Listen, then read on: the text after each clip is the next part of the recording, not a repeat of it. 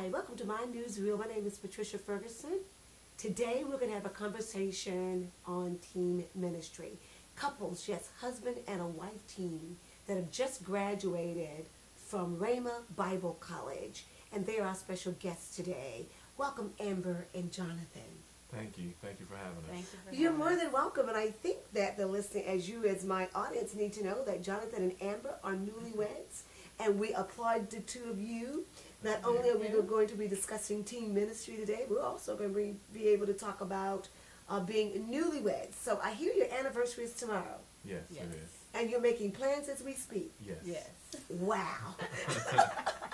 I don't know if that's fun or not. Amber's listening, Jonathan. Let's jump right into things. I mean, teen ministry, you are both very young people, and you're talking about teen ministry during a time when having faith and belief in God is not really a relevant subject among young people a lot of time.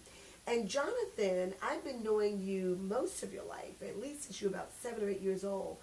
And I've watched God intervene in your life in a number of incredible ways. Talk to us about how God has intervened in your life as a young man that makes you the incredible man and now husband and now minister evangelist you are today. Well, my entire life, God has intervened. From every transition in life, God has definitely been there. It's no other way that could have happened without God. He took me from a childhood where I was raised in a preacher's home, went to church often, rebelled against parents a little, ran away from God a little, and he just grew me up he started maturing me into the ministry when I was in Atlanta. I was living in Atlanta at the time, and I started getting a closer relationship with God. And that's when God spoke to me and told me to go to Rhema Bible College to get trained in the ministry there.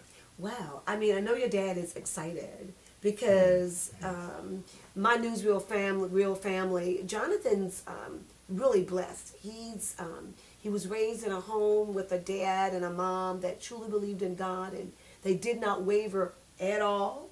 And they still don't waver, and they stand very strong on believing that all of the Word of God is true, and they believed it for you and your other brothers and your sister. I mean, they believe that, and they still believe that today, and of course we admire them and thank God for them. So let's talk a little bit about you saying that you recognized early on that there was a God that was orchestrating something in your life. Yes. First of all, I have to contribute a lot of it to, of course, my family, my parents, for just living that lifestyle for us, because we never really had to worry about much. A lot of people have to worry about things that just come up, but it's just naturally transitioned to me from my parents to just not worry, because no matter how things were, they just never seemed to worry. It said, God's got that, God's got that, and I thought that was normal. Hey, God's got that, God's got that. So that helped me out a lot in life. Even, when I was in the midst of doing everything all kind of sinning, everything that wasn't, preacher's kid's lifestyle, which should have been a preacher's kid's lifestyle, I still didn't worry because I knew God was going to take care of it. That's really interesting because, we think about young people today, and young people sort of feel invincible, and they don't attribute it to God intervening. They simply say that they got it. Look into that camera for me, Jonathan, and talk to young people about not only your love for God, but how God has intervened in your life in incredible ways, and you recognizing it, that it was God that intervened. Wait a minute, and especially preachers' kids, because we haven't talked a lot about that, or really any about that. But PKs, have a reputation, and unfortunately, a lot of times, it's not a good reputation for a lot of PK kids. But people sometimes don't understand what it's like to be a PK. But you do, and you've embraced what that's all about, and it has transformed you in a number of ways. So look into that camera and talk to young people, especially PKs, about you got it. Finally, it registered that it is really a good thing to be a preacher's kid. Okay, thank you. I understand now. Yeah, sorry. That's okay. Okay. Keep going. I understand Okay. that. Yeah. I understand now what I didn't understand before. Like growing up as a preacher's kid, it was just I just saw. I mean, I saw a lot of structure there. I saw a lot of religious stuff, which I thought was just religious stuff, as far as going to church all the time, every Sunday, every Wednesday, on Friday. I mean, I grew up as a preacher's kid, so I felt like I was missing out on something because I didn't do all the other things that other kids do. I didn't listen to the same music. I couldn't listen to the same music other kids listen to. I couldn't stay out as late as other kids did. I mean, on prom night, I had like 11 o'clock curfew. Come on now. 11 o'clock on prom night. But, I kind of thought that I was just underprivileged kid. But once I became more mature in God, once I let God start ruling my life, I kind of was able to grow up, per se, and be able to see how much of a blessing my parents were to me and how they were just trying to instill good morals and good values into me, so not just for me, but for my family and for my kids, so that I would be able to lead a life as an example of Christ as they did for me. Wow. That is amazing, because some people viewing this, first of all, look at the two of you and you're just absolutely amazing young people and say, what is it about the two of you, or what is it about you individually, Jonathan, that you would come to this conclusion that I want to walk a pathway of evangelism?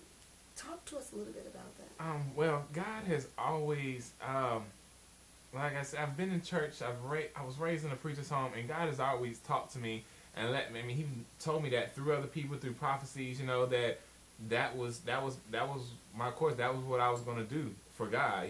That's how God was going to shine through me as an evangelist. God was, He prophesied to me that I would be preaching all over the world, that I would be winning souls for God. I would be saving a lot of people from hell. And I mean, in the back of my mind, they were always there. You know what I'm saying? The prophecies and the word was always there. But I ran away from God. I mean, I ran away. I mean, it was like I was in and I was out. I was in and I was out, And I knew that God had a call for me, but I kept deciding to go the other direction for some reason. And so I was in Atlanta. I moved to Atlanta. Many years ago, I moved to Atlanta. I'm not even sure. Several years ago, I moved to Atlanta. And there, I mean, I moved there. I made that move with no money. I made a move with nothing. I didn't have a place to stay.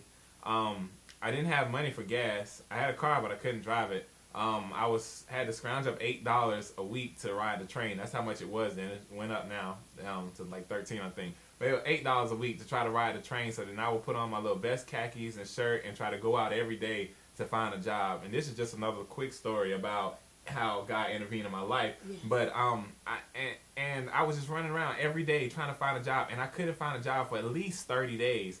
At least 30 days. I mean, I was getting on the train, I mean, putting in applications everywhere, putting in resumes everywhere, and I mean, I couldn't even get a job at McDonald's. I mean, they wouldn't hire me. And I decided, and I was staying with somebody else because I didn't have a place to stay either. And I said, God, I've been in and out. I had this conversation with God, literally. I said, God, I've been in and out of this thing, and I want more of you.